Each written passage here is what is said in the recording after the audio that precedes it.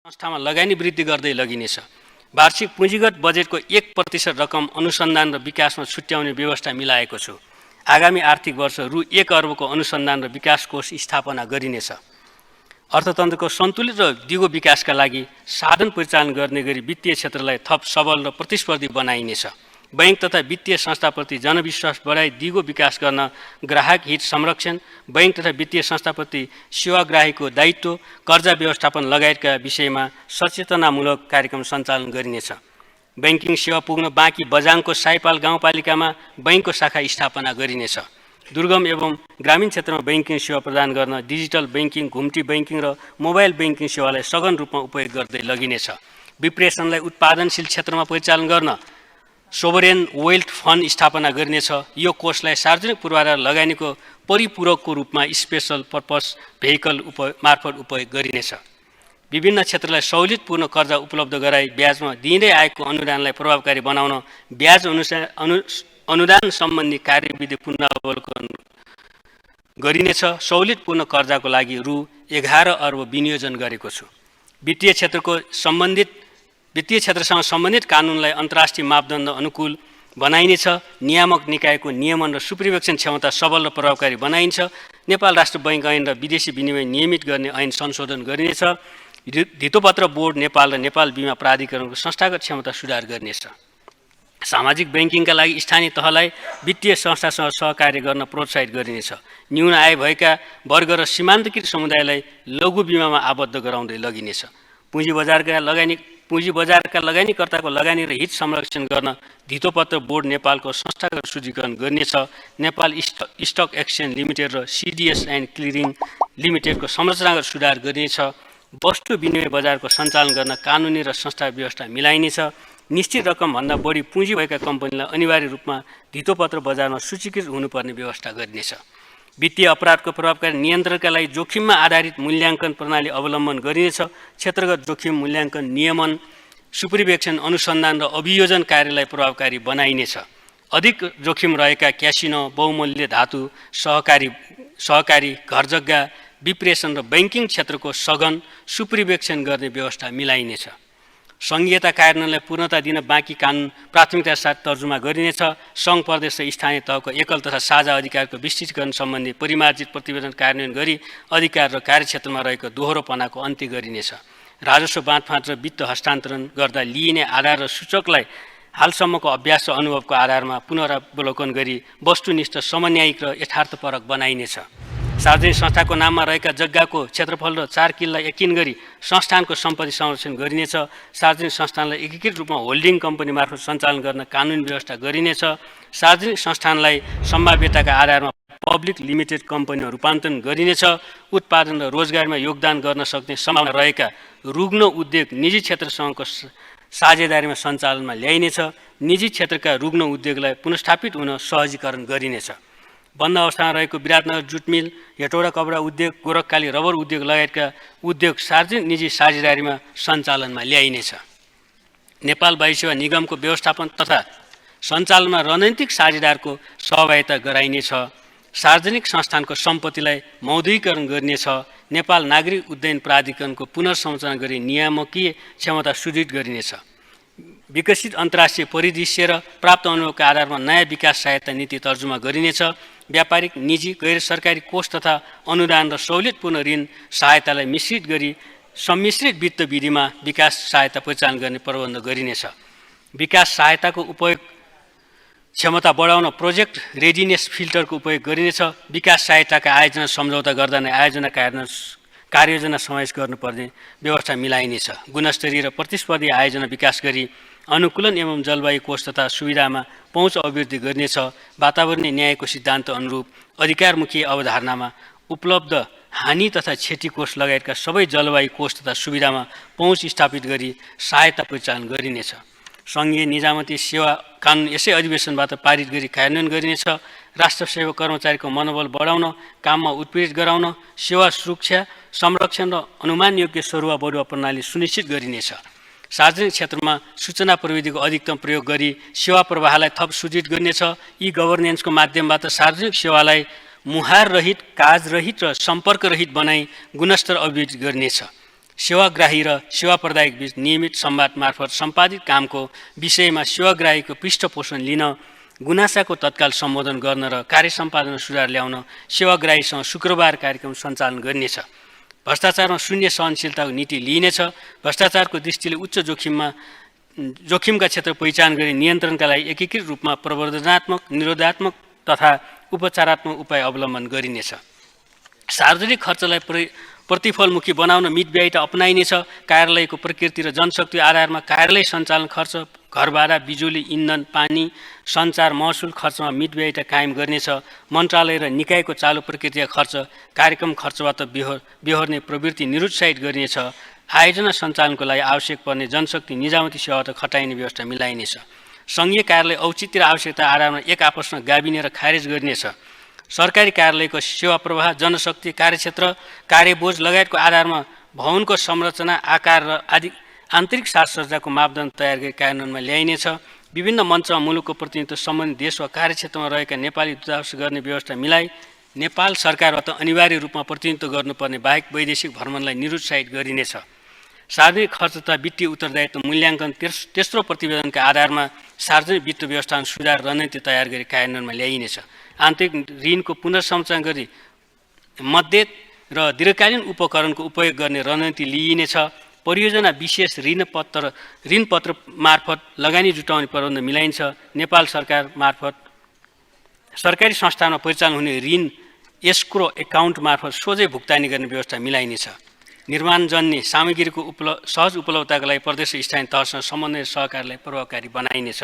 सार्वजनिक खरिद प्रक्रियालाई थप सरल, पारदर्शी र लागत प्रभावी बनाउन वस्तु तथा सेवाको प्रकृति अनुरूप अलग अलग मापदण्ड तर्जुमा गरिनेछ। बोलपत्र प्रस्ताव गर्दा लागत अनुमानभन्दा बढीको मात्र प्रस्ताव पेश भएमा सोमध्ये न्यूनतम बोलपत्र प्रस्तावकसँग ठेक्काको शर्त परिवर्तन नहुने गरी वार्ताबाट ठेक्का सम्झौता गर्न सकिने व्यवस्था मिलाइनेछ। ई मार्केट पोर्टल तयार गरी पोर्टलमा सूचीकृत वस्तु तथा सेवा सिधै वार्ताद्वारा खरिद गर्न सकिने व्यवस्था गरिनेछ। योग्यता मूल्याङ्कन गर्नु नपर्ने तोकिएको मूल्य सीमासम्मको खरिद सूचना प्रणालीमा नै रिभर्स अक्सनका माध्यमबाट योग्य प्रस्ताव छनौट गरी खरिद गर्न सक्ने लगायतका विषय समावेश गरी सार्वजनिक खरिद कानुन संशोधन गरिनेछ। सार्वजनिक खरिद अनुगमन कार्यालयको संस्थागत सुदृढीकरण गरिनेछ। सार्वजनिक निर्माण र परामर्श सेवा खरिदको स्ट्यान्डर्ड बिडिङ डकुमेन्ट परिमार्जन गरिनेछ।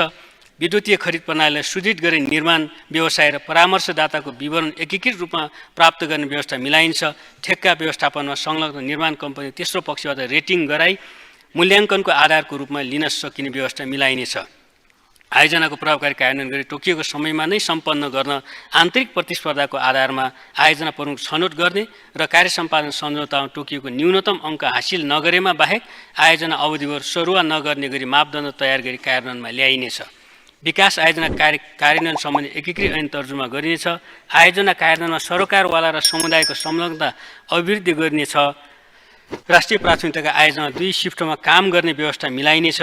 तोकिएको समय अगावै आयोजना सम्पन्न गर्ने कर्मचारी र निर्माण व्यवसायलाई पुरस्कृत गर्ने प्रबन्ध गरिनेछ। आगामी आर्थिक वर्ष बजेट कार्यान्वयन कार्ययोजना 2081 असार मसान्तभित्र र आवश्यक कार्यविधि मापदण्ड र निर्देशिका 2081 साउन मसान्तभित्र तयार गरिसक्नुपर्नेछ। सम्माननीय महोदय, अब माथिका क्षेत्रगत नीति तथा कार्यक्रम कार्यान्वयनका लागि बजेट विनियोजन तथा स्रोत व्यवस्थापन अनुमान प्रस्तुत गर्ने अनुमति चाहन्छु। आगामी आर्थिक वर्षका लागि कुल खर्च रु 18 खर्ब 60 अर्ब 30 करोड विनियोजन गरेको छु। कुल विनियोजन मध्ये चालुतर्फ रु 11 खर्ब 40 अर्ब 66 करोड अर्थात् 61.31%, पुँजीगततर्फ रु 3 खर्ब 52 अर्ब 35 करोड अर्थात् 18.94% र वित्तीय व्यवस्थातर्फ रु 3 खर्ब 67 अर्ब 18 करोड अर्थात् 19.74% रहेको छ। यो खर्च अनुमान चालु आर्थिक वर्षको विनियोजनको तुलनामा 6.2%ले बढी र संशोधित अनुमानको तुलनामा 21.56%ले बढी हो। कुल विनियोजनमा प्रदेश र स्थानीय तहमा वित्तीय हस्तान्तरणतर्फ रु 4 खर्ब 8 अर्ब 27 करोड विनियोजन रहेको छ। आगामी आर्थिक वर्षका लागि अनुमान गरिएको खर्च बेहोर्ने स्रोतमध्ये राजस्वबाट रु 12 खर्ब 60 अर्ब 30 करोड र वैदेशिक अनुदानबाट रु 52 अर्ब 33 करोड बेहोर्दा रु 5 खर्ब 47 अर्ब 67 करोड न्यून हुनेछ। सो न्यून पूर्ति गर्न वैदेशिक ऋणबाट 2 खर्ब 17 अर्ब 67 करोड जुटाइनेछ। राजस्व परिचालन र वैदेशिक सहायता परिचालन गर्दा नपुग्ने खुद रु 3 खर्ब 30 अर्ब आन्तरिक ऋणबाट बेहोरिनेछ। अब म आर्थिक वर्ष 81-82 को राजस्व नीति तथा कार्यक्रम प्रस्तुत गर्ने अनुमति चाहन्छु। आर्थिक क्रियाकलाप र लगानी मैत्री कर प्रणालीको माध्यमबाट आर्थिक वृद्धिमा योगदान पुर्याउने गरी राजस्व प्रणाली सुधार गर्ने सोचका साथ राजस्व नीति प्रस्ताव गरेको छु। नयाँ व्यावसायिक ढाँचा र डिजिटल माध्यमबाट हुने आर्थिक कारोबारमा समन्यायी कर लगाउने, अन्तर्राष्ट्रिय स्तरमा प्रचलित असल अभ्यास अनुकूल राजस्व सम्बन्धी कानुन तर्जुमा र अध्यावधिक गरी राजस्वको आधार संरक्षण गर्ने र राजस्व प्रणालीलाई देशको कुल राष्ट्रिय आयसँग तादात्म्य बनाउने गरी आगामी आर्थिक वर्षको राजस्व नीति र कार्यक्रम तर्जुमा गरेको छु। राजस्व नीतिका उद्देश्य देहाई बमोजिम रहेका छन्। राजस्व प्रणालीमा सुधार गरी मुलुकभित्र आर्थिक क्रियाकलाप विस्तार, लगानी प्रवर्धन, स्वदेशी उत्पादन एवं उद्यमलाई प्राथमिकता र प्रशय दिनु, राजस्वको दायरा विस्तार र कराधार संरक्षण गर्दै दिगो पारदर्शी एवं समन्वयिक राजस्व प्रणाली विकास गर्नु, करदाता शिक्षा र सचेतनामूलक कार्यक्रमको माध्यमबाट करको दायरा विस्तार एवं कर परिपालना अभिवृद्धि गर्नु, अन्तर्निकाय समन्वय सुदृढ गर्दै राजस्व नियन्त्रण गर्नु, राजस्व प्रशासनको दक्षता र व्यावसायिकता अभिवृद्धि गर्नु। अब म आगामी आर्थिक वर्षका राजस्वसँग सम्बन्धित कार्यक्रम प्रस्तुत गर्दछु। छुट, सहुलियत, व्यापार सहजीकरण र लगानी प्रवर्धन।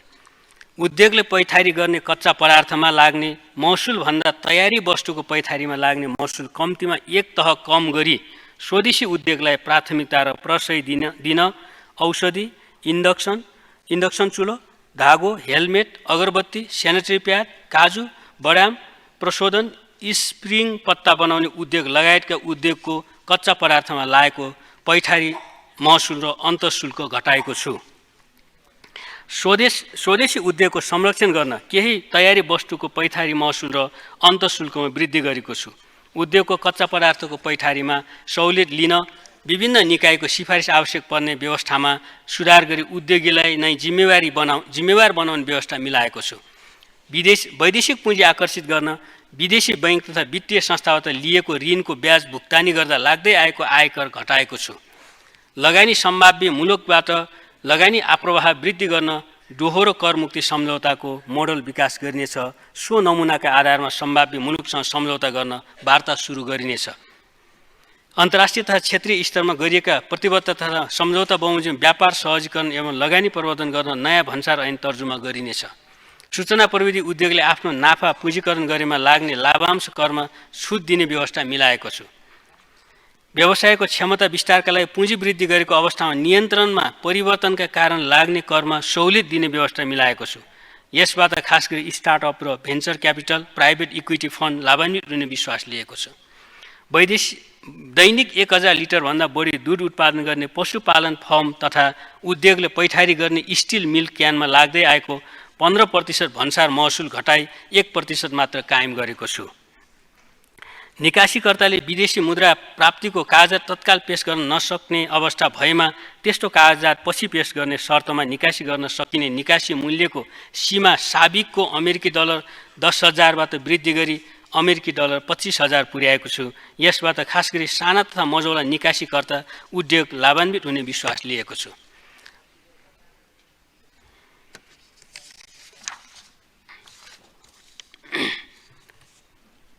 वनमारा, पातपतिङ्गरलाई खेर जाने सामग्रीबाट बन्ने पिलेटको निकासीमा लाग्ने महसुल हटाएको छु। कर विवादका कारण भोग्नु परेका समस्या एवं मर्काका सम्बन्धमा करदाताबाट गुनासो आइरहेको सन्दर्भमा कर निर्धारण लगायतका विषयमा अध्ययन गरी समस्या समाधान गरिनेछ। अपाङ्गता भएका व्यक्तिले पैठारी गर्ने स्कुटरमा मूल्य अभिवृद्धि कर फिर्ता दिने व्यवस्थाको सट्टा भन्सार बिन्दुमा नै छुट दिने व्यवस्था मिलाएको छु। भन्सार महसुल दर तोक्ने र हेरफेर गर्ने विषय समावेश गरी छुट्टै नयाँ भन्सार महसुल विधेयक पेश गरेको छु।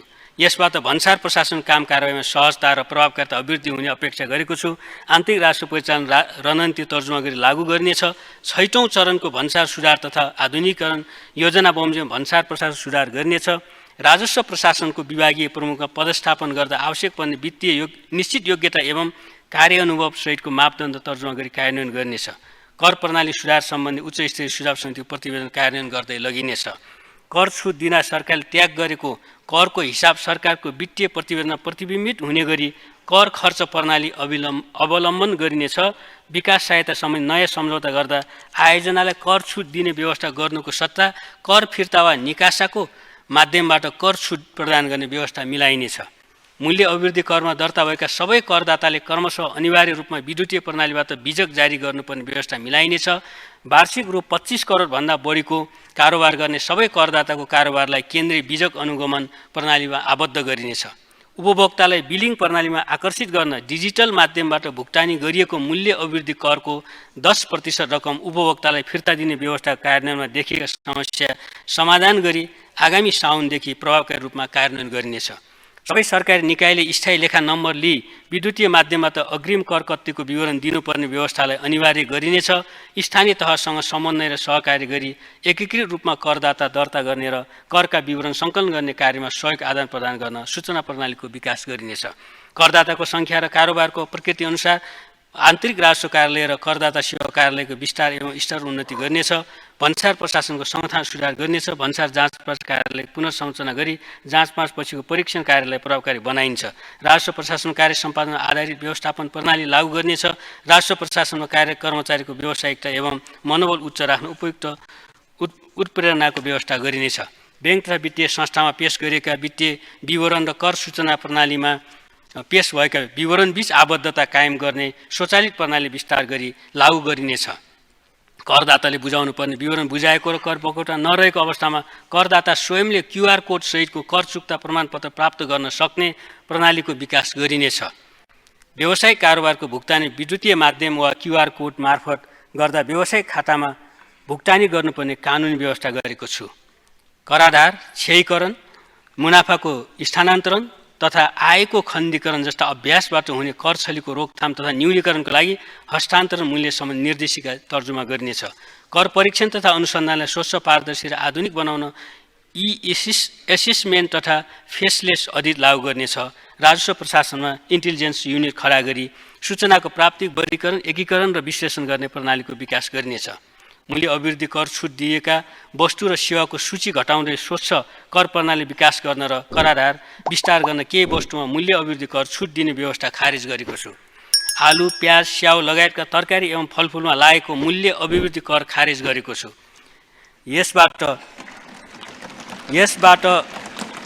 यसबाट स्वदेशी उत्पादन संरक्षण टेवा पुग्ने विश्वास लिएको छु। मदिरा, बियर, सुर्ती र चुरोटमा लगाइएको अन्तःशुल्क दरमा वृद्धि गरेको छु। मूल्य अभिवृद्धि करमा दर्ताका लागि वस्तु र सेवाको मिश्रित कारोबारमा हाल रहेको थ्रेसहोल्डमा वृद्धि गरी 30 लाख पुर्याएको छु। आयकर प्रयोजनका लागि भौतिक उपस्थिति नभएको तर आर्थिक उपस्थितिलाई समेट्ने गरी बासिन्दाको परिभाषामा परिमार्जन गरेको छु। यसबाट अन्तर्राष्ट्रिय डिजिटल प्लेटफर्मको बढ्दो प्रयोगबाट हुनसक्ने कराधारको क्षयीकरण रोक्ने आधार तयार गरिनेछ। कार्बन उत्सर्जन घटाउने अन्तर्राष्ट्रिय प्रतिबद्धता अनुरूप पेट्रोलियम पदार्थ र कोइलाको पैठारीमा हरित कर लगाएको छु। गैर करको दरमा समय सापेक्ष वृद्धि गरिनेछ। गैर कर राजस्वलाई लागत प्रभावी बनाइनेछ। कर प्रशासनको कार्य प्रक्रिया सरलीकरण गर्न र करदाताको कर परिपालना सहज बनाउन बिजनेस प्रोसेस रिइन्जिनियरिङको आधारमा सेवा प्रवाहलाई सरल, सहज, भरपर्दो र विश्वसनीय बनाइनेछ। तर सूचना प्रणालीमा भण्डारण भएका तथ्याङ्कलाई भरपर्दो र प्रभावकारी बनाउन नियमित रूपमा प्रणाली अडिट गरिनेछ। करदाता र कर प्रशासनले प्रयोग गर्ने सूचना प्रविधि प्रणाली बीच अन्तर आबद्धता कायम गरी करदाता पोर्टलबाट दाखिल हुने सबै विवरण API मार्फत समेत दाखिल गर्न सक्ने गरी विभागको प्रणाली परिमार्जन गरिनेछ। राजस्व प्रशासनबाट प्रदान गर्ने सेवालाई पेपरलेस, फेसलेस र कन्ट्याक्टलेस बनाउन र कर सम्बन्धी सूचना विश्लेषण गर्न कृत्रिम बौद्धिकताको प्रयोग गरिनेछ। सूचना प्रविधिमा आधारित भन्सार प्रणाली विकासका लागि अङ्कटाडसँगको सहकार्य गरिनेछ। भन्सार कार्यालयलाई metal detector, x-ray, baggage scanner र भेहिकल स्क्यानर लगायत उपकरण जडान गरी आधुनिक प्रविधियुक्त बनाइनेछ। नेपाल राष्ट्रिय एकद्वार प्रणाली कार्यान्वयनलाई प्रभावकारी बनाई एकीकृत प्रणाली मार्फत करदाताको व्यावसायिक समय र लागत घटाइन्छ। भन्सार प्रज्ञापन पत्रमा भन्सार अधिकृतको डिजिटल सिग्नेचर कार्यान्वयनमा ल्याइनेछ। राजस्व चुहाव नियन्त्रणसँग सम्बन्धित निकायलाई क्रियाशील बनाई समन्वयात्मक रूपमा परिचालन गर्नेछ। सीमामा कार्यरत राष्ट्रिय र अन्तर्राष्ट्रिय निकाय बीचको समन्वय सुदृढ बनाई सीमा व्यवस्थापनलाई प्रभावकारी बनाइन्छ। चोरी निकासी पैठारी नियन्त्रणका लागि संयुक्त गस्ती परिचालन र छड्के जाँच तथा सुराकी परिचालनलाई प्रभावकारी बनाइन्छ। केन्द्रीय बीजक अनुगमन प्रणाली, आशीकुरा प्रणाली, VCTS सूचना प्रणाली, भूमि व्यवस्थापन तथा अभिलेख सूचना प्रणाली बीच अन्तर आबद्धता कायम गरी एकीकृत करदाता सूचना प्रणालीको विकास गरिनेछ। आयात हुने मालवस्तुको मूल्याङ्कनका लागि नियमित बजार सर्वेक्षण गरी सङ्कलन गरेको सूचनाको आधारमा सुदृढ तथ्यपरक र वास्तविक भन्सार मूल्याङ्कन प्रणाली विकास गरिनेछ। सम्माननीय सभामुख महोदय, सम्माननीय अध्यक्ष महोदय, आर्थिक वर्ष 2079-80 को यथार्थ खर्च, आर्थिक वर्ष 80-81 को संसदीय अनुमान र आर्थिक वर्ष 81-82 को शीर्षकगत र स्रोतगत सहितको व्यय अनुमान साथै पेश गरेको छु। अनुमानित आय व्ययको विवरण अनुसूचीमा उल्लेख गरेको छु। अन्तर्राष्ट्रिय विकास साझेदारबाट प्राप्त हुने प्राविधिक सहायता तथा अन्तर्राष्ट्रिय गैर सरकारी संस्था परिचालन हुने सहायता सम्बन्धी विवरण समेत साथै प्रस्तुत गरेको छु। प्रस्तुत बजेट कार्यक्रमबाट नयाँ चरणको आर्थिक सुधार कार्यक्रम कार्यान्वयन हुनेछ। लामो समयदेखि पुँजीगत खर्चको परिचालनमा देखिएका अवरोध समाधान हुने र सार्वजनिक वित्त प्रणाली थप चुस्त भई सार्वजनिक खर्चको प्रभावकारिता बढ्ने अपेक्षा गरेको छु। बजेटमा प्रस्ताव गरेको राजस्व सम्बन्धी नीति तथा कार्यक्रमको कार्यान्वयनबाट राजस्वको आधार तथा दायरा विस्तार हुने, आर्थिक क्रियाकलाप र लगानी मैत्री कर प्रणाली स्थापित भई आन्तरिक राजस्व परिचालन सुदृढ हुँदै जाने अपेक्षा गरेको छु। यो बजेटको कार्यान्वयनबाट आर्थिक गतिविधिमा तीव्रता आउने र उत्पादन वृद्धि तथा रोजगार सिर्जना हुन गई दिगो, फराकिलो एवं समावेशी आर्थिक वृद्धि हासिल हुने विश्वास लिएको छु। बजेटमा प्रस्ताव गरेका नीति तथा कार्यक्रमको कार्यान्वयनबाट आगामी आर्थिक वर्ष 6% आर्थिक वृद्धि हासिल हुने अनुमान गरेको छु। आगामी वर्ष मुद्रास्फीति 5.5% रहने अनुमान छ। बजेटमा उल्लेखित नीति तथा कार्यक्रमको कार्यान्वयनमा सघाउ पुग्ने गरी नेपाल राष्ट्र बैङ्कबाट मौद्रिक नीति तर्जुमा हुनेछ। बजेट तर्जुमा गर्दा मार्गनिर्देशन गर्नुहुने सम्माननीय राष्ट्रपति, सम्माननीय उपराष्ट्रपति, सम्माननीय प्रधानमन्त्री, सम्माननीय प्रधान न्यायाधीश, सम्माननीय सभामुख, सम्माननीय अध्यक्ष, माननीय उपप्रधानमन्त्री, माननीय मन्त्रीहरू, राजनीतिक दलका शीर्ष नेताजीहरूप्रति हार्दिक आभार व्यक्त गर्दछु। विनियोजित विधेयकका सिद्धान्त र प्राथमिकता छलफलका क्रममा माननीय सदस्यहरूबाट प्राप्त सुझावप्रति हार्दिक आभार व्यक्त गर्दछु। बजेटका सम्बन्धमा सम्मानित सदनका विषयगत समिति, राजनीतिक दल, करदाता, विभिन्न क्षेत्रका विज्ञ, निजी क्षेत्र, राष्ट्र सेवक कर्मचारी, विकास साझेदार, सञ्चार क्षेत्र, नागरिक समाज लगायत सरोकारवाला सबैप्रति हार्दिक धन्यवाद व्यक्त गर्दछु। आर्थिक तथा सामाजिक क्षेत्रमा देखिएका चुनौती सामना गर्दै आम नागरिकमा आत्मविश्वास र आशा जगाउने र अर्थतन्त्रलाई गतिशील बनाउने उद्देश्य राखी तर्जुमा गरिएको यो बजेट कार्यान्वयनमा सम्बन्धित सबैबाट रचनात्मक सहयोग प्राप्त हुने अपेक्षा गरेको छु। धन्यवाद।